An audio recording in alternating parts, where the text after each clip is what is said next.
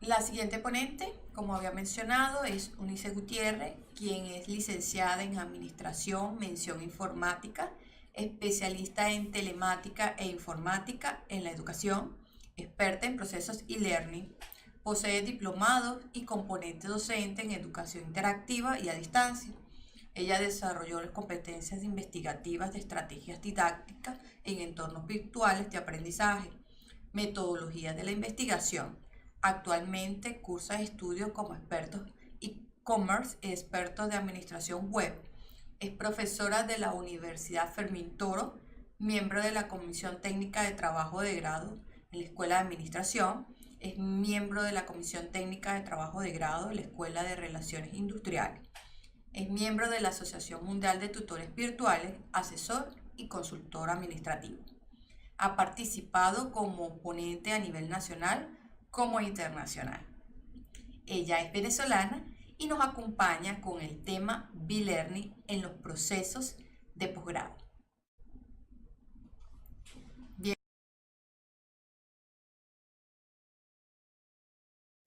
Buenas tardes. Saludos desde Venezuela. Soy Eunice Gutiérrez y realmente es un verdadero placer poder compartir con ustedes en este Congreso Internacional Virtual sobre las tecnologías del aprendizaje y del conocimiento.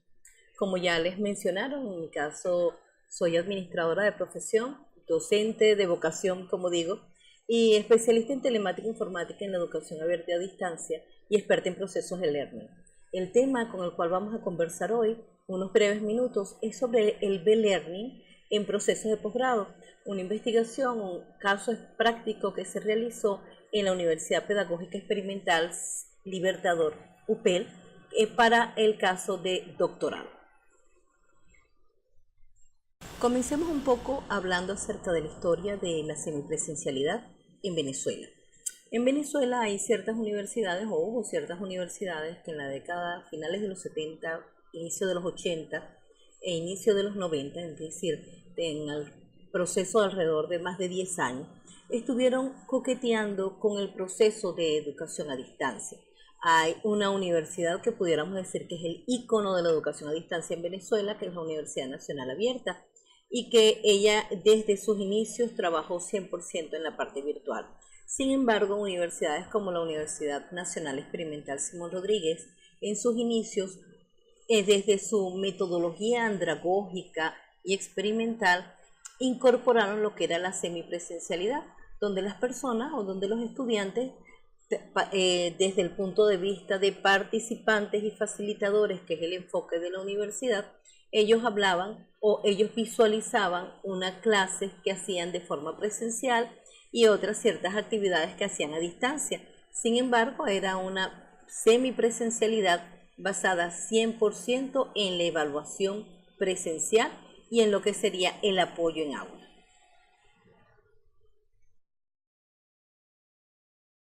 Hasta ahora hemos hablado entonces de un proceso semipresencial, pero basado 100% en el aula.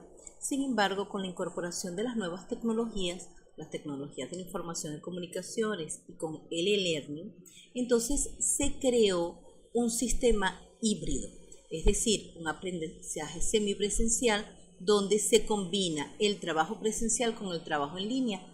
En este caso, esta blended learning o B-learning hace que realmente sea una combinación o hace que sea la mezcla de dos sistemas, y estos dos grandes sistemas entonces nos crean un nuevo sistema de educación virtual.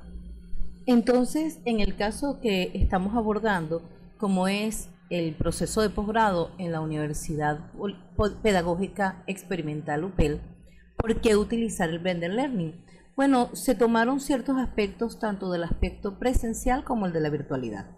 En el caso presencial, por el tipo de posgrado que se requiere y que se estaba efectuando, el hecho de la necesidad de reforzar los valores éticos. Adicionalmente, había que tomar en cuenta los aspectos legales de la universidad. Para el posgrado, en este caso el posgrado en el doctorado en educación, no estaba contemplado o no se tiene contemplado la modalidad 100% en línea o virtual como sucede en otras universidades. Entonces era un aspecto que tomar en cuenta.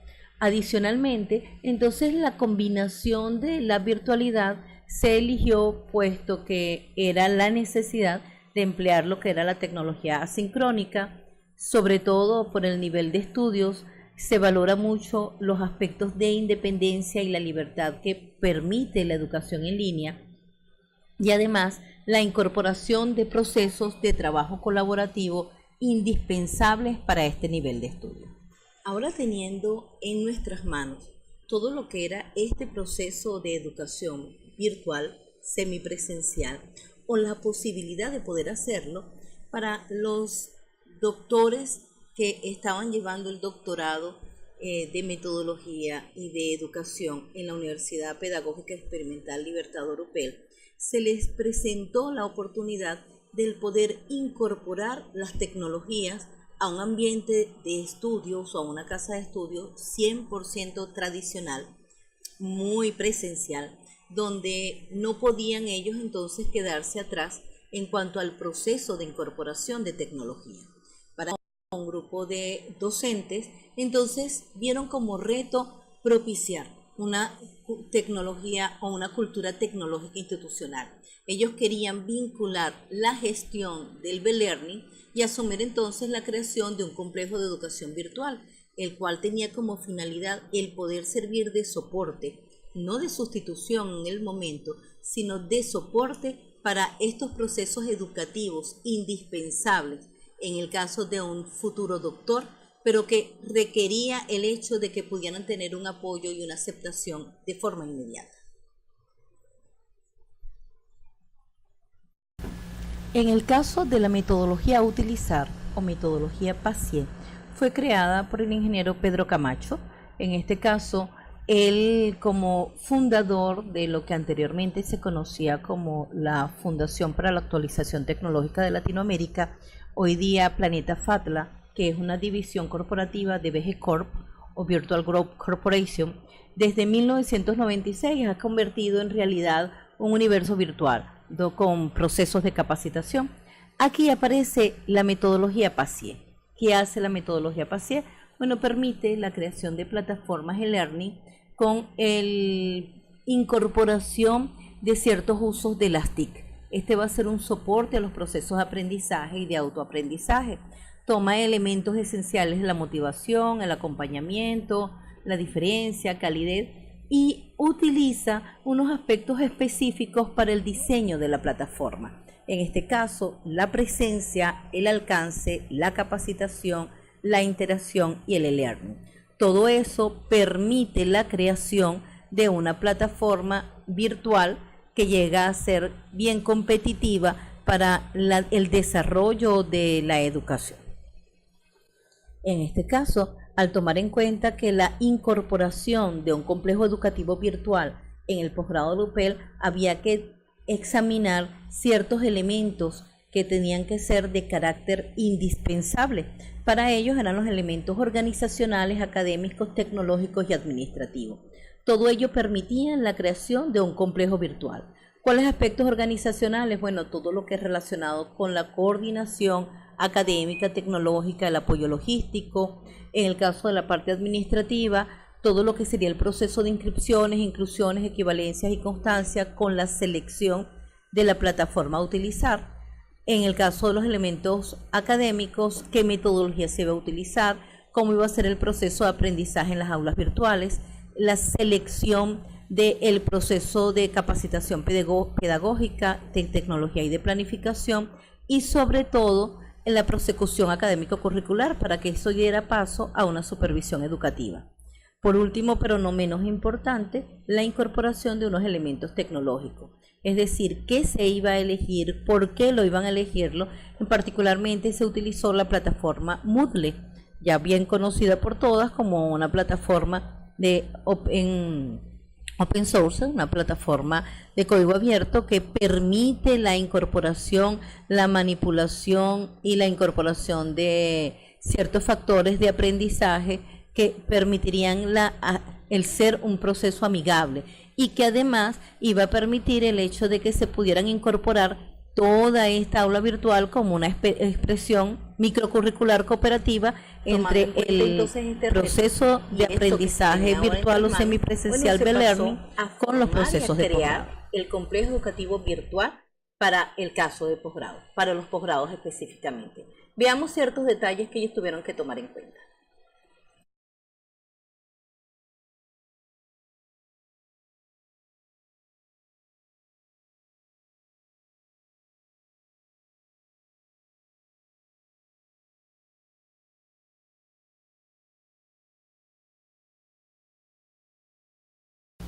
Uno de los aspectos importantes que había que tomar en cuenta en el alcance de esta asignatura, la cual era métodos cualitativos de investigación educativa, era la formulación de su estándar, del benchmark y de los skills o de las marcas. En el caso de estándar, ¿qué se quería? Bueno, el que comprendieran los elementos técnicos de la metodología cualitativa de investigación educativa para la generación de una teoría emergente. Como marca académica o benchmark, era la aplicación de técnicas de interpretación de la información cualitativa, y esto permitía o requería que el estudiante este estudiante de doctorado pudiera obtener dos destrezas. La primera destreza era la realización de unos procesos de categorización en los discursos escritos, es decir, que él fuera capaz de poder categorizar este discurso escrito que le fueran suministrados, y el hecho, como segunda destreza, que pudieran hacer triangulaciones. ¿Para qué se utilizó todo eso? Bueno, porque es que esto era el aspecto que tenía que tenerse muy claro en el momento del desarrollo del aula virtual. En este caso podemos visualizar lo que fue la estructura académica del aula virtual. Aquí vemos que se utilizó bajo la plataforma Moodle y entonces se creó el bloque 0. En la metodología parcial, el bloque 0 es ese bloque de integración donde el estudiante conoce a su tutor, el estudiante tiene un espacio para un foro de preguntas, tiene una cafetería virtual, allí se establecen cuáles son las competencias que se quieren lograr, el objetivo a desarrollar, cuáles van a ser las metas y se colocan el funcionamiento del aula como tal. Hay una sección de interacción y hay una sección de novedades donde el aula pudiéramos decir que es una cartelera virtual. En este caso, el doctor encargado de la materia, el tutor de la materia, utilizó un Boki. ¿Cuál era la finalidad de usar ese Boki? Bueno, que ya que era la tendencia, mediante su voz podían escucharlo. Y eso permitía que fuera un acercamiento entre el estudiante y el facilitador. El material instruccional y por el proceso de evaluación o el material de evaluación. Ahí van a haber evaluaciones o hubo evaluaciones que eran de carácter formativo y otras evaluaciones sí de carácter cuantitativo. Adicionalmente se va a encontrar el módulo de cierre. Ese módulo es un módulo también que en ese momento se llamó un módulo de graduación, donde hubo la interacción final. Es interesante que la evaluación de esta materia se realizó de una forma conjunta. Habían actividades presenciales que tenían un complemento en la virtualidad y habían actividades virtuales que entonces se desarrollaban o se complementaban o se cerraba la evaluación de forma presencial, permitiendo entonces un equilibrio de un 50% presencial y un 50% en línea.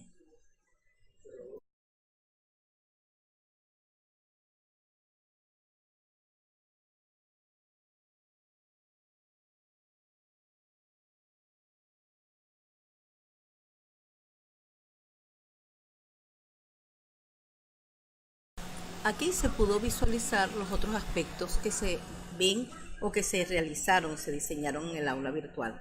Uno, dentro del bloque académico, estaban las secciones de exposición y rebote, allí tituladas Presentación de los recursos de aprendizaje y apropiémonos del conocimiento. Tenían como finalidad específica que el estudiante pudiera entonces revisar todo lo que era el material instruccional.